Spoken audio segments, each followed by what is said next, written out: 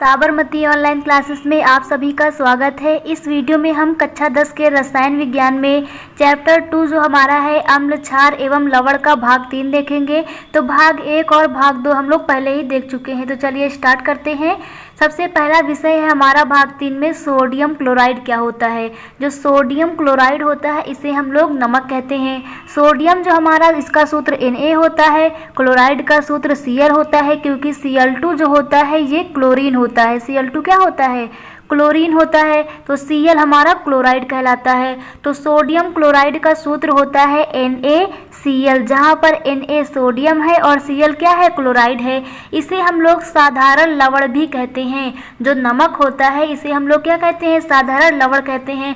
तो यहाँ पर हम लोग नमक के बारे में, इसकी विशेषताएं, इसकी गुण क्या क्या हैं और इसे किस प्रकार से बनाया जाता है, ये कहाँ पर पाया जाता है, ये पढ़ेंगे। तो जो नमक होता है प्रकृति में बहुतायत में पाया जाता है, यानी बहुत अधिक मात्रा में पाया जाता है। इसके 3 प्रमुख स्रोत निम्नलिखित हैं, यानी कि मुख्य रूप से यह 3 भागों में या 3 रूपों में पाया जाता है। कहाँ कहाँ पर? पहला है समुद्री जल में। जो समुद्र का जल होता है खारा क्यों होता है? क्योंकि उसमें लवण पाए जाते हैं, यानी कि नमक पाया जाता है, इसीलिए समुद्र का जल खारा होता है। तो जो समुद्री जल होता है यहाँ पर हमारा NaCl प्राप्त किया जा सकता है, यानी कि नमक प्राप्त होता है। NaCl का सबसे बड़ा स्रोत कौन सा है? समुद्री जल। यानी कि नमक अगर सबसे ज़्यादा कहीं पाया जाता है तो वो है समुद्री जल। सेकेंड नंबर पे होता है झीलें। नमक जो है झील में भी पाया जाता है, जैसे कि सांबर झील हो गई, राजस्थान की सांबर झील हो गई, तो यहाँ पर भी नमक पाया जाता है। थर्ड पॉइंट है लवणों की खानें। जो लवण की खानें होती हैं, खान जहाँ पर खुदाई के पश्चात प्राप्त हो तो उसे हम लोग कहते हैं खान। तो जो लवणों की खानें होती हैं वहाँ पर भी नमक पाया जाता है, क्योंकि नमक क्या है? एक प्रकार का लवण है। नमक को हम लोग साधारण लवण कहते हैं। NaCl सूत्र होता है इसका। चलिए NaCl का निर्माण देखते हैं, यानी कि नमक का निर्माण किस प्रकार से होता है, इसकी प्रयोगशाला विधि देखेंगे। तो इसकी प्रयोगशाला विधि को हम लोग पहले समझ लेते हैं कि क्या होती है। जो हमारा NaOH होता है, Na क्या है यहाँ पर? Na को हम लोग कहते हैं सोडियम। क्या कहते हैं इनको? सोडियम कहते हैं। और OH को कहते हैं हाइड्रोक्साइड। OH को क्या कहते हैं?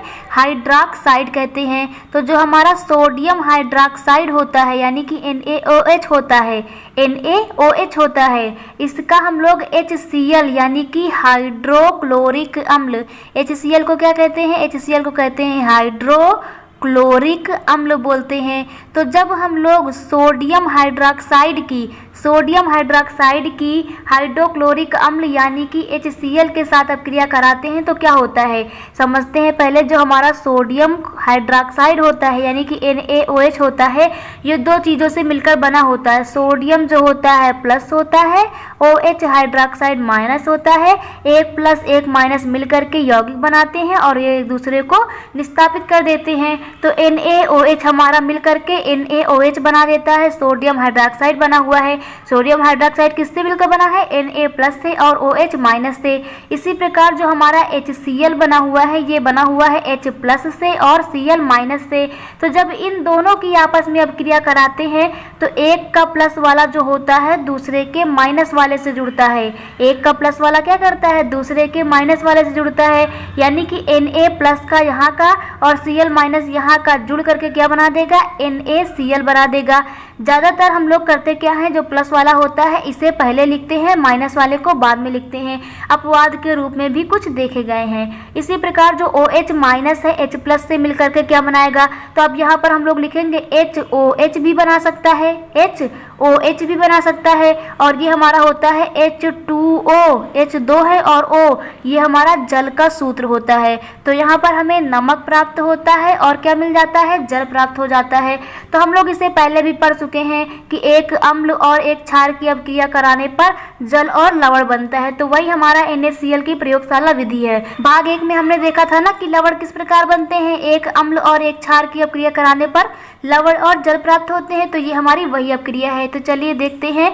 जो प्रयोगशाला विधि है इसमें करते क्या है हम लोग, प्रयोगशाला में नमक यानी कि सोडियम क्लोराइड को जलीय सोडियम हाइड्रोक्साइड की, किसकी बात कर रहे हैं, सोडियम हाइड्रोक्साइड की, तथा हाइड्रोक्लोरिक अम्ल यानी कि HCl की।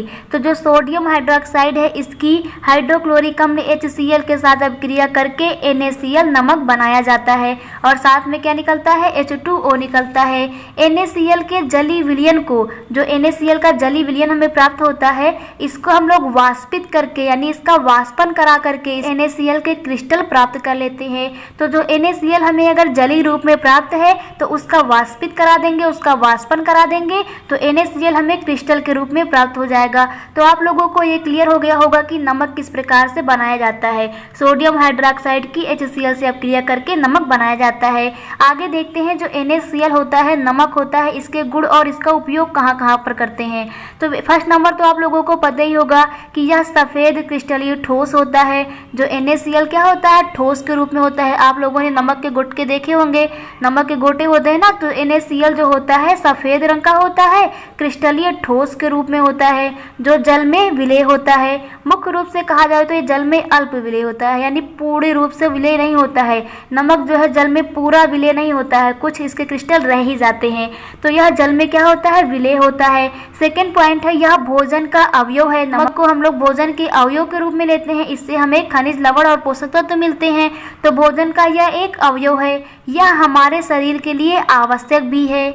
थर्ड पॉइंट जो हमारा है कि इसका उपयोग सोडियम के यौगिक बनाने में किया जाता है, यानी कि जहाँ जहाँ पर सोडियम के यौगिक की ज़रूरत पड़ेगी किसी दूसरे यौगिक को बनाने में, सोडियम के यौगिक बनाने में, जैसे हमारे पास NaOH बनाना है, तब हम लोग क्या करेंगे, NaCl ले करके अभिक्रिया कराएंगे किसी के साथ में, तो हमारा NaOH बनना चाहिए। तो हम लोग कहते हैं कि जितने भी सोडियम के यौगिक होते हैं इनको बनाने में हम लोग NaCl का प्रयोग करते हैं।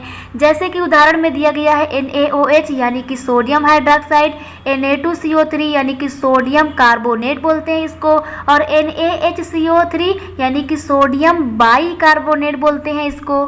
तो चलिए समझते हैं कि ये अभिक्रियाएं किस प्रकार से होती हैं। जैसे कि हमारा NaCl से हमें बनाना है NaOH, क्या बनाना है, सोडियम हाइड्रोक्साइड बनाना है। तो NaCl के 2 अणु लेते हैं और H2O के साथ में अभिक्रिया कराते हैं, जल के साथ में अभिक्रिया कराते हैं, तो NaOH हमें मिल जाता है। किस प्रकार से मिलता है, यहाँ पर क्या है, 2 Na हैं और यहाँ पर 2 Cl भी हैं, 2 Cl भी हैं। यहाँ पर क्या है, H2O 2 आगे लगा है, यानी कि ऑक्सीजन 2 है। यहाँ पर ऑक्सीजन कितने हैं, ऑक्सीजन हमारे पास 2 हैं, और हाइड्रोजन हमारे पास कितने हैं, हाइड्रोजन हमारे पास 4 हैं, यानी कि अगर H2 की बात करें तो H2 हमारे पास 2 हैं। तो यहाँ पर होगा क्या कि जो Na प्लस का है Cl माइनस का है, और इधर क्या होता है, H प्लस का और OH माइनस का होता है। तो इसका एक Na इसके एक OH माइनस को लेकर के अलग होगा, तो एक Na जो होगा एक OH माइनस को लेगा, तो 2 Na है तो कितने OH माइनस को लेंगे, 2 लेंगे। तो यहाँ पर हमारे पास 2 ऑक्सीजन है और यहाँ पर 2 H निकल जाएंगे, तो यहाँ पर 2 H बचेंगे। क्यों, क्योंकि यहाँ पर हाइड्रोजन 4 है ना, तो 2 निकल जाएंगे OH माइनस के साथ में। देखिए यहाँ 2 ऑक्सीजन और 2 हाइड्रोजन निकल गए, तो यहाँ पर 2 हाइड्रोजन बच जाएंगे, तो हमारा 2 NaOH बन जाएगा, और 2 हाइड्रोजन बचे थे ना वो यहाँ पर मुक्त हो जाएंगे, और साथ में यहाँ पर 2 क्लोरीन भी बची है, तो यहाँ पर क्लोरीन गैस भी मुक्त हो जाएगी। इसी प्रकार से यदि हम NaOH से NaCO3 बनाना चाहें, सोडियम कार्बोनेट बनाना चाहें, तो कार्बन डाइऑक्साइड के साथ अभिक्रिया करा के बना लेते हैं। और इसी प्रकार जो NaCl होता है इसका अमोनिया, जल और कार्बन डाइऑक्साइड से अभिक्रिया कराने पर सोडियम कार्बोनेट भी प्राप्त हो जाता है, या फिर हम लोग सोडियम कार्बोनेट से सोडियम बाइकार्बोनेट भी बना सकते हैं। तो आप लोगों को ये क्लियर हो गया होगा। अगला जो हमारा चौथा पॉइंट है वो है साबुन बनाने में। साबुन के बनाने में भी हम लोग नमक का उपयोग करते हैं, यानी कि सोडियम क्लोराइड का उपयोग करते हैं, साधारण लवण का उपयोग करते हैं। तो आप लोगों को सोडियम क्लोराइड क्लियर हो गया होगा। सेकंड जो विषय हमारा वो है विरंजक चूड़। क्या चीज़, विरंजक चूड़, जिसे आप लोग कहते हैं ब्लीचिंग पाउडर। जिसे हम लोग क्या कहते हैं, इसे हम लोग कहते हैं ब्लीचिंग पाउडर। तो आगे हम लोग पढ़ने वाले हैं कि ब्लीचिंग पाउडर क्या है है, इसके गुण उपयोग क्या है और किस प्रकार से इसे बनाया जाता है ब्लीचिंग पाउडर को। ब्लीचिंग पाउडर को कहते हैं कैल्शियम हाइपोक्लोराइड। क्या कहते हैं? कैल्शियम हाइपोक्लोराइड, यानी कि Ca कैल्शियम, O बीच में रहता है तो हाइपो पढ़ते हैं, Cl2 क्लोराइड, कैल्शियम हाइपोक्लोराइड कहते हैं इसको। तो यह एक मिश्रित लवण होता है, यानी कि विरंजक चूर्ण जो होता है, ब्लीचिंग पाउडर जो होता है, यह कैसा होता है? मिश्रित लवण होता है, जिसे कैल्शियम ऑक्सीक्लोराइड भी कहते हैं। अब इसको ऑक्सीक्लोराइड क्यों कहते हैं? क्योंकि इसे इस प्रकार भी लिख सकते हैं, यहाँ पर Ca है, Ca लिख दिया, OCl2 है ना, तो OCl एक साथ लिखेंगे, एक Cl बाहर कर देते हैं, OCl एक साथ लिखा, एक Cl बाहर कर दिया, तो अब इसका नाम होगा कैल्शियम ऑक्सो या ऑक्सीक्लोराइड हो जाएगा। तो कैल्शियम ऑक्सीक्लोराइड भी इसे कहते हैं। चलिए देखते हैं कि विरंजक चूर्ण जो होता है इसके बनाने की विधि क्या है। तो बनाने की विधि को हम लोग इस रासायनिक अभिक्रिया के माध्यम से समझेंगे। यहाँ पर हमें दिया गया है CaOH का होल ट्वाइस, इसे कहते हैं कैल्शियम हाइड्रॉक्साइड। इसे क्या बोलते हैं? इसे बोलते हैं कैल्शियम हाइड्रॉक्साइड कहते हैं। तो कैल्शियम हाइड्रॉक्साइड को हम लोग लेते हैं और इसकी अभिक्रिया क्लोरीन के साथ कराते हैं। किसके साथ कराते हैं? क्लोरीन के साथ। तो कैल्शियम हाइड्रॉक्साइड की अभिक्रिया क्लोरीन के साथ कराते हैं तो कैल्शियम हाइपोक्लोराइड बनता है। किस प्रकार से अभिक्रिया होती है? यहाँ पर Ca दिया गया है और OH कितने दिए गए हैं? 2 दिए गए हैं, तो यहाँ पर हम लोग लिख देते हैं कि OH हमारे पास 2 दिए गए हैं, प्लस का जो Cl2 है यहाँ पर 2 क्लोरीन है। तो अभिक्रिया किस प्रकार होगी? जो Ca है एक O लेगा और Cl2 के साथ अभिक्रिया करेगा, CaO Cl2 क्या बनेगा? CaO Cl2 अलग हो जाएगा, तो बचा क्या? Ca जा चुका है, एक O जा चुका है, Cl2 जा चुका है, बचा क्या है? यहाँ पर एक OH बचा है और यहाँ पर एक H बचा है, तो HOH आपस में मिलकर क्या बनाते हैं? H2O बनाते हैं, तो प्लस का यहाँ पर H2O हो जाएगा। तो ये अभिक्रिया आप लोगों को क्लियर हो गई होगी कि कैल्शियम हाइड्रॉक्साइड क्लोरीन के साथ मिलकर क्या बनाता है? कैल्शियम हाइपोक्लोराइड बनाता है। तो वही हम लोग यहाँ पर लिखेंगे बनाने की विधि में कि जलीय सोडियम क्लोराइड जो NaCl का विद्युत अपघटन करते हैं तो क्लोरीन गैस मुक्त होती है। NaCl का अपघटन करने पर यानी कि विद्युत धारा प्रवाहित करते हैं तो एक Na प्लस बन जाता है और एक Cl माइनस बन जाता है। तो इसी प्रकार 2 और लेंगे तो 2 Na प्लस बनेगा, 2 Cl माइनस बनेगा, यानी कि Cl2 गैस क्या होगी? मुक्त हो जाती है। उसी Cl2 का हम लोग उपयोग करते हैं, कहाँ पर? बुझे चूने के साथ। CaOH का होल ट्वाइस जिसे हम लोग कहते हैं बुझा चूना। क्या बोलते हैं इसे? बुझा चूना। तो बुझा चूना जो होता है कैल्शियम हाइड्रॉक्साइड, इसके साथ हम लोग क्लोरीन को प्रवाहित करते हैं तो हमारा कैल्शियम हाइपोक्लोराइड हमें प्राप्त हो जाता है। क्या मिलता है? कैल्शियम हाइपोक्लोराइड, साथ में जल भी मुक्त होता है। और कैल्शियम हाइपोक्लोराइड के गुण देखते हैं तो यह हल्के पीले रंग का चूर्ण होता है। हल्के पीले रंग का क्या होता है? चूर्ण होता है। ब्लीचिंग पाउडर जो होता है हल्के पीले रंग का चूर्ण होता है। इसमें क्लोरीन जैसी गंध आती है, क्योंकि इसमें क्लोरीन मिक्स है तो इसमें क्लोरीन के जैसी गंध आती है। सेकेंड पॉइंट है हमारा कि जल में घोलने पर यह दुधिया विलयन तथा Cl2 गैस देता है। अगर हम लोग ब्लीचिंग पाउडर को जल में घोल दे तो यह दुधिया रंग देता है और साथ में क्लोरीन गैस भी मुक्त करता है। कैसे? जैसे हमारा ब्लीचिंग पाउडर दिया गया है CaOCl2, इसको हम लोग जल के साथ अपक्रिया कराएंगे। जल में घोलने का क्या अर्थ है कि जल के साथ अपक्रिया कराएंगे तो क्या बनेगा? CaOH का होल ट्वाइस बनता है और क्लोरीन गैस मुक्त होती है, तो ये हमारा दुधिया रंग हमें प्राप्त हो जाता है। नीचे दिखाया गया है प्रयोगशाला विधि, यानी इसका इसका जस्ट उल्टा अभिक्रिया जो होती है वो प्रयोगशाला विधि कहलाती है। यानी कैल्शियम हाइड्रॉक्साइड की क्लोरीन के साथ अभिक्रिया कराएंगे तो हमारा ब्लीचिंग पाउडर प्राप्त हो जाता है। थर्ड पॉइंट में हम लोग लिखते हैं कि यह तनु HCl, कौन से? तनु HCl और तनु H2SO4। HCl मतलब हाइड्रोक्लोरिक अम्ल, H2SO4 मतलब सल्फ्यूरिक अम्ल।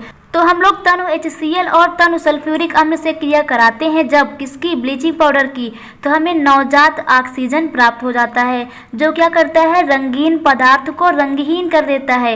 यानी कि यदि दाग धब्बे लग जाए तो ब्लीचिंग पाउडर डाल देंगे तो उसका रंग हटा देगा, रंगहीन कर देगा। इसीलिए ब्लीचिंग पाउडर का उपयोग हम लोग कहाँ करते हैं? दाग धब्बे को साफ करने में भी करते हैं। तो जो रंगीन पदार्थ को क्या करता है? रंगहीन कर देता है। नीचे हमारी अभिक्रियाएं भी दर्शाई गई हैं कि जो ब्लीचिंग पाउडर है इसकी अभिक्रिया यदि HCl के साथ कराएंगे तो क्या बनता है? यहाँ पर नवजात ऑक्सीजन भी मुक्त हो जाएगा। और जब हम लोग ब्लीचिंग पाउडर की अभिक्रिया सल्फ्यूरिक अम्ल के साथ कराएंगे तो यहाँ पर भी हमारा नवजात ऑक्सीजन मुक्त हो जाएगा। तो ये थी हमारे ब्लीचिंग पाउडर के गुण। चलिए विरंजक चूर्ण यानी ब्लीचिंग पाउडर के उपयोग देखते हैं।